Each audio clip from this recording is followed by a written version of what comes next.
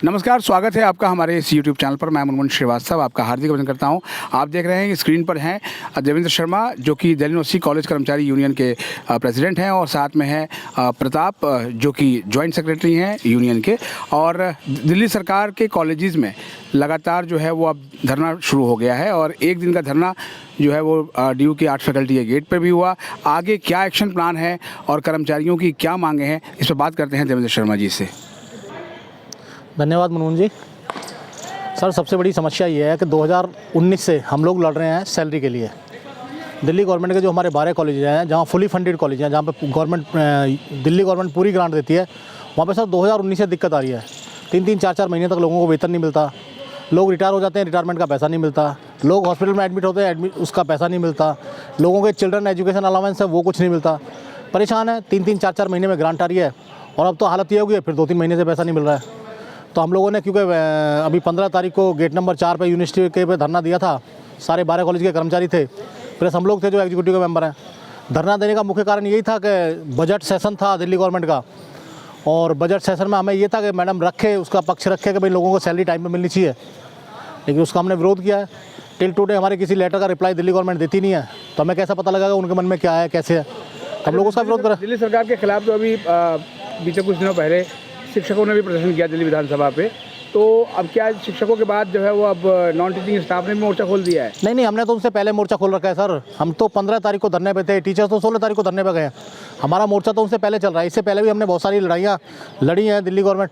LG office पर demonstration हमने दिया है, चीफ मिनिस्टर ऑफिस पर डेमोस्ट्रेशन हमने दिया है, सिर्फ इसी चीज़ के लिए। जो भी सिस्टम है उसको सुधारिए आप लोग, हमें क्या पता है। हमने तो नौकरी जो दिल्ली यूनिवर्सिटी में लिया है, तो दिल्ली यूनिवर्सिटी का कर्मचारी करके नौकरी लिया है। एक तरफ तो कॉन्ट्रेक्चुअल स्टाफ का मुद्दा चल रहा था, और दूसरी तरफ ये 12 कॉलेज की 90 की सैलरी का भी मुद्दा आ गया। तो अब जो है वो सबसे बड़ी बात ये हो रही है कि क्या वो मुद्दा छूट गया कॉन्ट्रेक्चुअल में, और ये मुद्दा अब जो है बड़ा बन गया है? नहीं, मुद्दा कोई नहीं छूटा है सर। कॉन्ट्रेक्चुअल का मुद्दा भी है। एक्चुअल में कॉन्ट्रेक्चुअल का मुद्दा तो ये है कि आज की डेट में यूनिवर्सिटी चुप है। हमारे कॉन्ट्रैक्ट के जो कर्मचारी है वो जहाँ जैसे सर्विस कर रहे थे वो कर रहे हैं, वो अंदर उन्होंने उनको एंट्री दी है। रही बात इसकी, तो ये तो एक बर्निंग मुद्दा है इस समय, कि वो 12 कॉलेज का जो कर्मचारी है वो क्या खाएगा। अभी पीछे एक मैडम रिटायर हुई है एक कॉलेज से, कुछ नहीं मिला, एक पैसा नहीं मिला, सिंगल पैसा नहीं मिला, उनको लगा ही नहीं कि मैं रिटायर हुई हूँ। तो ये वाली हालत बनी हुई है। और तो और किसी हॉस्पिटल में अगर यहाँ का कर्मचारी जाकर एडमिट होता है, उसको कुछ नहीं मिलता सर। हॉस्पिटल वाले मना कर देते हैं, उनको पता है कि पैसा आएगा नहीं। तो आज की डेट में हमसे ज़्यादा हालत ख़राब इन कॉलेजों में जो कर्मचारी काम कर रहा है, उससे ज़्यादा हालत ख़राब किसी की नहीं है। मेरे साथ जो मेरे जॉइंट सेक्रेटरी हैं प्रताप जी, ये स्वयं भास्कराचार्य कॉलेज से हैं, जो दिल्ली गवर्नमेंट द्वारा फुली फंडेड कॉलेज है। आप इनसे भी बात करिए, इनसे भी पूछिए इनके कॉलेज में क्या हालात हैं। सर, हमारे कॉलेजों में जो है धरना चल रहा है, रेगुलर चल रहा है, और सुबह 10 बजे से लेकर हम 5 बजे तक धरना चलाते हैं, क्योंकि कॉलेजों में बुरा हाल है सर। सैलरी 3 महीने से सैलरी नहीं मिल रही है, हमें मेडिकल बिल पास, LTC वगैरह कुछ नहीं मिल रहा है हमें सर। और लोगों की EMI, लोगों का सिविल ख़राब हो रहा है। घर में पैसे नहीं है, खाना खाने के लिए पैसे नहीं है, जो कॉन्ट्रैक्ट के कर्मचारियों को तनख्वाह देने के लिए पैसा नहीं है हमारे पास। हमारे कॉलेज की बुरी हालत है सर। हम क्या करें, धरने में बैठना पड़ेगा, मजबूरी है सर हमारी। मतलब तो ये है कि दिल्ली सरकार के अंतर्गत आने वाले जो 12 कॉलेज हैं जो 100% फंडेड हैं जी, वहाँ शिक्षक भी परेशान हैं, और जो है आपका जो कर्मचारी है वो भी परेशान है। बिल्कुल सर, सारा स्टाफ परेशान है, शिक्षक भी है, कर्मचारी बिल्कुल। कर्मचारियों को बुरा हाल है सर, क्योंकि कर्मचारियों को सैलरी कम मिलती है सर, तो वो गुजारा कैसे करेंगे सर अपना। अच्छा, जैसा कि अभी देवेंद्र शर्मा जी ने बताया कि स्ट्राइक आपकी चालू है और कॉलेजेस में हो रही है, तो कैसे कर रहे हैं आप लोग? क्या काम पूरी तरह ठप कर दिया है आपने, और या फिर जो है वो काम भी चल रहा है और स्ट्राइक भी चल रही है? नहीं, काम बिल्कुल ठप है सर। कॉलेज में काम, कॉन्ट्रैक्ट कर्मचारी सर धरने में बैठा हुआ है, काम ठप है सर। और ये धरना जो है वो कब तक चलेगा कॉलेजों में? सर कॉलेजों में तो अभी तो 25 तक चलेगा सर, जैसे भी सर। धरना हमारा जो 23 तक चलेगा। आगे की रूपरेखा हमारे प्रधान जी वो बताएंगे कि आगे क्या करना है हमने। सर, ये हमारी 12 तारीख की एग्जीक्यूटिव का डिसीजन था कि वो कॉलेजों में धरना देंगे। एक दिन का धरना यहाँ पे देंगे, बाकी जो कॉलेज के कर्मचारी हैं वो कॉलेजों में धरना देंगे।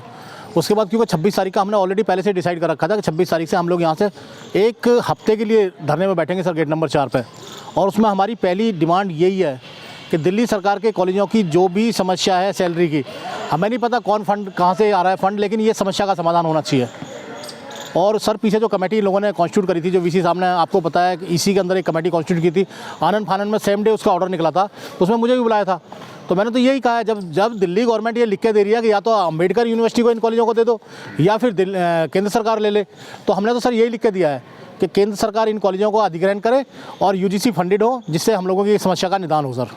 अच्छा, जब आप ये गेट नंबर 4 पे धरने में बैठेंगे, जैसा आप बता रहे हैं, तो उसमें इस एक मांग के अलावा और कौन कौन सी मांगे हैं? सर मांगे तो हमारी कॉन्ट्रैक्ट वाली भी है, ये भी है और दूसरी मांगे भी हैं। मांगे तो कई सारी हैं, तो मांगों को तो ज़्यादातर के लिए बैठ रहे हैं, लेकिन मुख्य मांग हमारी यही है, क्योंकि जब सैलरी नहीं मिलेगी दिल्ली जैसे शहर में गुजारा कहाँ से करेगा सर आदमी।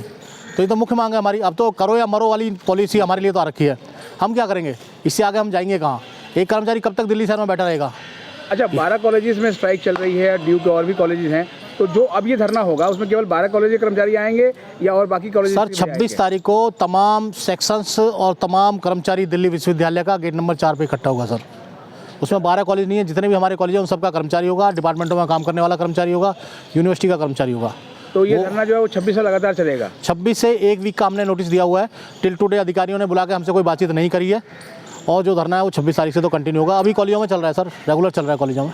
यानी पहले कॉलेज में और उसके बाद फिर जो है वो बिल्कुल बिल्कुल, क्योंकि उन लोगों को पता लगना चाहिए, प्रिंसिपल्स को पता लगना चाहिए कि ये है समस्या, ये है। तो आपकी दृष्टि से अगर देखा जाए तो आखिर कर्मचारियों की समस्याओं का समाधान क्यों नहीं निकल रहा है?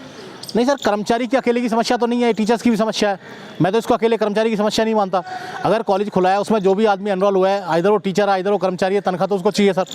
अगर वो सिस्टम में आया तो उसको सैलरी चाहिए, और सैलरी ये लोग नहीं दे पा रहे हैं। और सर एक दिन की समस्या नहीं है, मान लिया कि 1-2 महीने की बात होती है, 2019 से लगा के 2024 चल रहा है सर, 4-5 साल हो गए। 5 साल में एक समस्या का निदान नहीं हो रहा है, तो अपने आप में सर सोचनीय विषय है। नहीं तो ये कहीं ना कहीं इच्छा शक्ति की कमी आपको लगती है या फिर कुछ तकनीकी पेच हैं?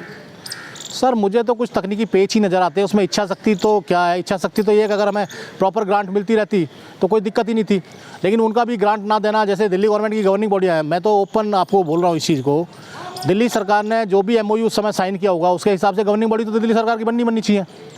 और अगर यूनिवर्सिटी दिल्ली सरकार की गवर्निंग बॉडियाँ नहीं बना रही है, तो अभी मैंने पीछे देखा था कहीं धरना प्रदर्शन हो रहा था, उसमें लिखा है अपॉइंटमेंट करो, और अपॉइंटमेंट करो तो गवर्निंग बॉडी तो कम से कम फॉर्म करो दिल्ली गवर्नमेंट की।